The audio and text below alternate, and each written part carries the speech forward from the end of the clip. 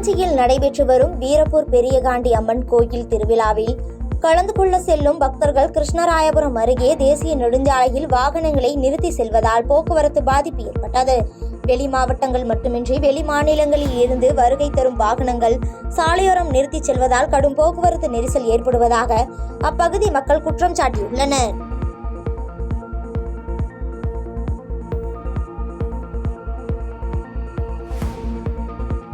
நீலகிரி மாவட்டம் உதகை நகராட்சிக்குட்பட்ட 2வது வார்டு கணபதி நகரில் முறையான சாலை வசதி இல்லாததால் உடல்நிலை சரியில்லாத நபர்களை தொட்டில் கட்டி தூக்கிச் செல்லும் அவலநிலை ஏற்பட்டுள்ளதாக அப்பகுதி மக்கள் வேதனை தெரிவித்துள்ளனர். இதுகுறித்து பலமுறை புகார் அளித்தும் நகராட்சி நிர்வாகம் நடவடிக்கை எடுக்கவில்லை எனவும் சமூக ஆர்வலர்கள் குற்றம் சாட்டியுள்ளனர்.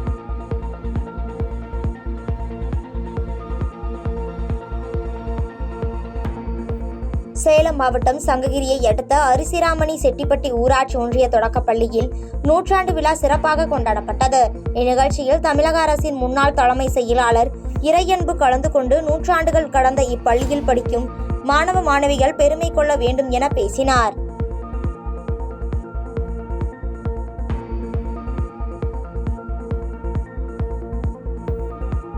சேலம் சங்ககிரி புதிய பேருந்து நிலையத்தில் கஞ்சா கடத்தி சென்ற வடமாநில இளைஞரை போலீசார் கைது செய்தனர். சந்தேகத்திற்கிடமாக சுற்றித் திரிந்த நபரில் பையில் சோதனை மேற்கொண்ட போது கஞ்சா இருந்தது கண்டறியப்பட்ட நிலையில் ஜார்க்கண்ட் மாநிலத்தைச் சேர்ந்த ஓமர் அன்சாரி கைது செய்ததோடு அவரிடம் இருந்து 22 கிலோ கஞ்சாவினை பறிமுதல் செய்தனர்.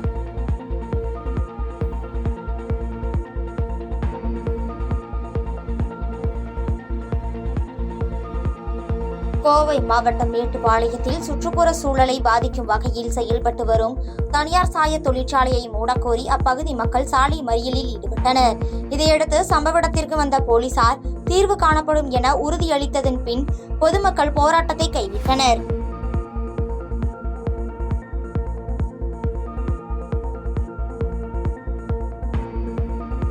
கோவை மாவட்டம் சூலூர் அருகே குடும்பத்துடன் மாயமான 12ஆம் வகுப்பு படிக்கும் மாணவி பொதுத் தேர்வன்று காலையில் மீட்கப்பட்டதை அடுத்து உடனடியாக தேர்வெழுத உதவி செய்த காவல்துறையினரை பல்வேறு தரப்பினரும் பாராட்டி வருகின்றனர். உறவினரின் தொல்லையால் குடும்பத்துடன் வீட்டை விட்டு வெளியேறியதாக மாணவி அளித்த தகவலின்படி போலீசார் விசாரித்து வருகின்றனர்.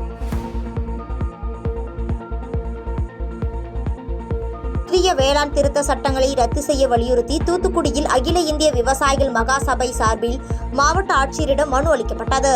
கார்ப்பரேட் முதலாளிகளுக்கு ஆதரவாக உள்ள இச்சட்டத்தினை முடக்க வேண்டும் எனவும் அவர்கள் கோரிக்கை விடுத்துள்ளனர். 3 வேளாண் கொள்கைகளை கொண்டு வந்தது. அது விவசாயிகளுக்கு மிகப்பெரிய ஆபத்தான கொள்கைகள். அது விவசாயிகளுடைய உற்பத்தி பொருளை கார்ப்பரேட் கம்பெனிகளுடைய காலடியில கொண்டு போய் சேர்க்கிற வேலை தான் அது. அதுக்கு எதிராக 1 வருஷத்துக்கு மேல விவசாயிகள் ஒரு வீரியமிக்க போராட்டம் போராடினாங்க.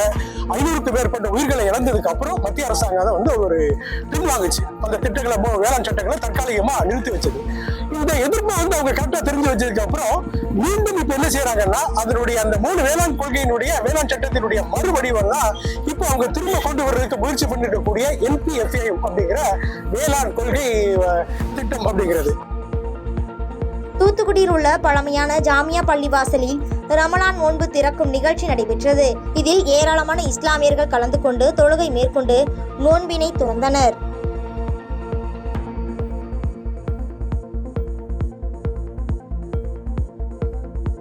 வேலூர் மாவட்டம் குடியாத்தம் அருகே 16 வயது சிறுமியை பாலியல் வன்கொடுமை செய்து கர்ப்பமாக்கிய அக்காவின் கணவரான பிரேம்குமார் என்பவரை போலீசார் போக்சோ சட்டத்தின் கீழ் கைது செய்தனர். மேலும் இச்செயலுக்கு உடந்தையாக இருந்த சிறுமியின் காதலன் சதீஷ் என்பவரையும் போலீசார் கைது செய்தனர்.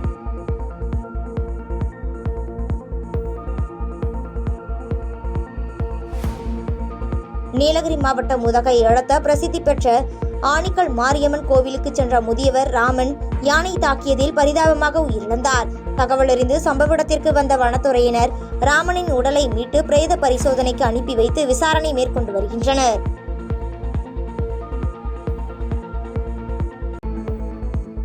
திருச்சிராப்பள்ளி மாவட்ட ஆட்சியர் அலுவலகம் முன்பு தமிழ்நாடு அரசு நியாய விலை கடை பணியாளர் சங்கம் சார்பில் தனித்துறை வேண்டி மனித சங்கிலி போராட்டம் நடைபெற்றது.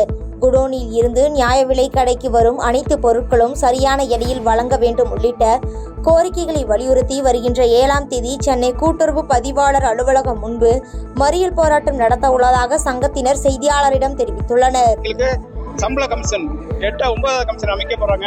இதுல எங்களை அரசு ஊழியராக்கிறதுக்கு முயற்சி எடுத்து எங்களை அரசு ஊழியராக்கணும். எங்களுக்கு விட்டு போன 3% டிஏவை கொடுக்கணும். இதை கண்டிச்சு வர 7ஆம் தேதி மெட்ராஸ்ல நம்மள கூட்டுறவு பதிவாளர் முன்பு திருச்சி, புதுக்கோட்டை, கும்பகோணம் உள்ளிட்ட மண்டலங்களில் உள்ள போக்குவரத்து கழக அண்ணா தொழிற்சங்க நிர்வாகிகளும் உறுப்பினர்களும் மற்றும் கூட்டமைப்பு சங்க நிர்வாகிகளும் உறுப்பினர்களும் கலந்து கொண்ட மாபெரும் கண்டன வாயிற்கூட்டம் நடைபெற்றது. இப்போராட்டத்தில் கலந்து கொண்ட அண்ணா தொழிற்சங்க பொதுச் செயலாளர் கமலக்கண்ணன் அனைத்து தொழிற்சங்கத்தையும் ஒருங்கிணைத்து நடத்தி 15வது ஊதிய உயர்வை முடிவுக்கு கொண்டு வர வேண்டும் என்றும், இல்லை என்றால் காலவரையற்ற வேலை நிறுத்த போராட்டம் நடைபெறும் என தெரிவித்துள்ளார். நாங்கள் கடந்த ஆண்டு கொடுத்து வேலை நிறுத்தத்தில் கலந்து கொண்டோம். அந்த வேலை நிறுத்தம் இது வரைக்கும் தற்காலிகமாக தள்ளி வைக்கப்பட்டிருக்கிறது. அப்படி ஒரு நிலைமை வரக்கூடாது. அப்படி வருவதற்கு இந்த அரசு ஆசைப்பட்டால் நாங்கள் அனைத்து மண்டலங்களுக்கும் நேரடியாக கமிட்டி அமைச்சிருக்கிறோம். இந்த கமிட்டி மூலியமாக அனைவரும் ஒருங்கிணைத்து ஒட்டுமொத்தமாக மாநிலம் முழுவதும் எங்களுடைய வேலை நிறுத்தத்தை நடத்த வேண்டிய ஒரு சூழ்நிலைக்கு தள்ளப்படுவோம். எனவே அரசு உடனடியாக இந்த பேச்சுவார்த்தையை நடத்தி இந்த 15வது ஊதிய ஒப்பந்தத்தை முடிவுக்கு கொண்டு வர வேண்டும் என்று எங்களுக்கு கோரிக்கை. கடலூர் மாவட்டம் விருத்தாச்சலம் அருகே உள்ள புனித பிரான்சிஸ் சவேரியார் ஆலய கொடியேற்று விழா வெகு விமர்சையாக நடைபெற்றது. இந்நிகழ்ச்சியில் கிராமத்தைச் சேர்ந்த பொதுமக்கள் திரளாக கலந்து கொண்டு சவேரியார் அவர்களின் பாடலை பாடியவாறு கொடியேற்று விழாவில் பங்கேற்றனர்.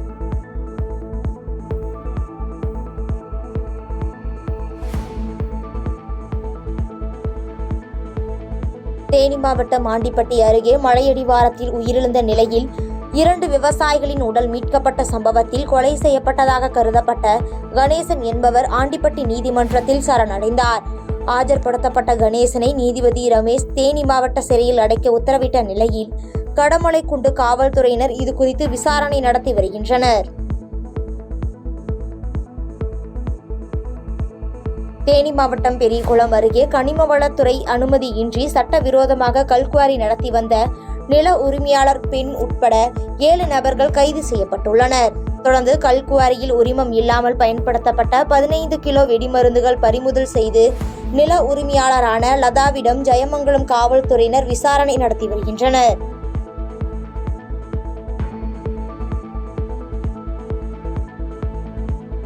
தூத்துக்குடி மாவட்டம் எட்டயபுரம் அருகே வீட்டில் தாய் மகள் மர்மமான முறையில் சடலமாக மீட்கப்பட்டுள்ள சம்பவம் அப்பகுதியில் பெரும் பரபரப்பை ஏற்படுத்தியுள்ளது. தொடர்ந்து தகவலின் அடிப்படையில் அங்கு வந்த காவல்துறையினர் இறந்தவர்களின் உடலை கைப்பற்றி விசாரணை நடத்தியதில் இறந்தவர்கள் கழுத்தில் அணிந்திருந்த 13 சவரன் தங்க நகைகள் கொள்ளையடிக்கப்பட்டிருப்பது முதற்கட்ட விசாரணையில் தெரியவந்துள்ளது.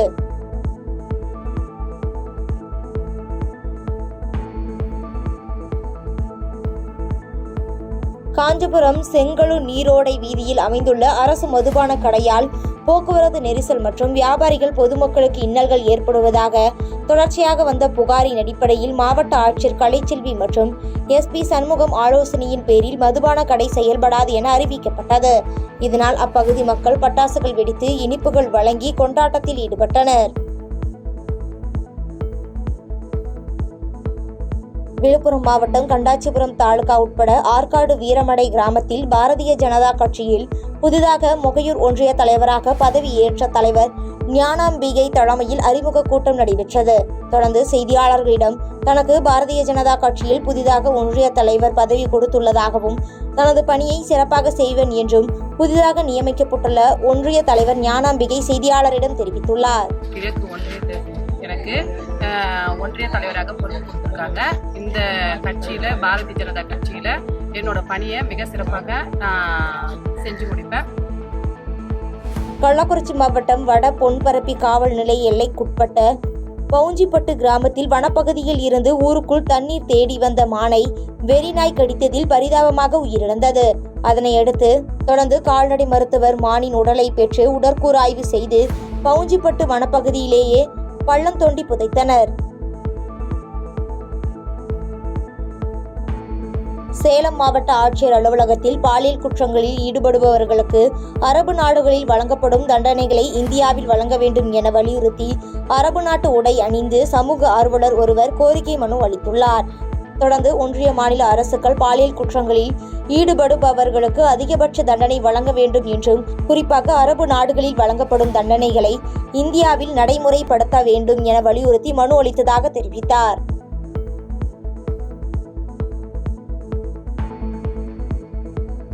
சேலம் மாவட்டம் சங்ககிரியை அடுத்த அரிசிராமணி பேரூராட்சி குறுக்கு பாறையூர் பகுதியில் குப்பை கழிவுகளை கொட்டுவதற்கு எதிர்ப்பு தெரிவித்து 23வது நாளாக அப்பகுதி மக்கள் தொடர் போராட்டத்தில் ஈடுபட்டனர். அப்பொழுது விவசாயிகள் மற்றும் விவசாய சங்கத்தினரை தேவூர் போலீசார் கைது செய்ததால் பரபரப்பு ஏற்பட்டது. தமிழ்நாடு அரசு போக்குவரத்து கழகத்தின் சேலம் கோட்டம் சார்பில் மாணவர்கள், மகளிர்கள், பணியாளர்கள் என அனைத்து தரப்பு மக்களும் பயன்பெறும் வகையில் புதிய வழித்தட மாற்றம் மற்றும் வழித்தட நீட்டிப்பு செய்து பேருந்துகள் இயக்க நிகழ்ச்சி நடைபெற்றது. சேலம் பழைய பேருந்து நிலைய வளாகத்தில் நடைபெற்ற இந்நிகழ்ச்சியில் சுற்றுலாத்துறை அமைச்சர் ராஜேந்திரன், மாவட்ட ஆட்சியர் பிருந்தாதேவி, மாநகராட்சி மேயர் ராமச்சந்திரன் உள்ளிட்டோர் கலந்து கொண்டு பேருந்து சேவைகளை தொடக்கி வைத்தனர். பாதகம் செய்பவரை கண்டால் நாம் பயம் கொள்ளலாகாது பாப்பா. மோதி மிதித்து விடு பாப்பா, அவர் முகத்தில் உமிழ்ந்து விடு பாப்பா. அண்மை செய்திகளை உடனுக்குடன் தெரிந்து கொள்ள இணைந்திருங்கள் எம் நாடு தொலைக்காட்சியுடன்.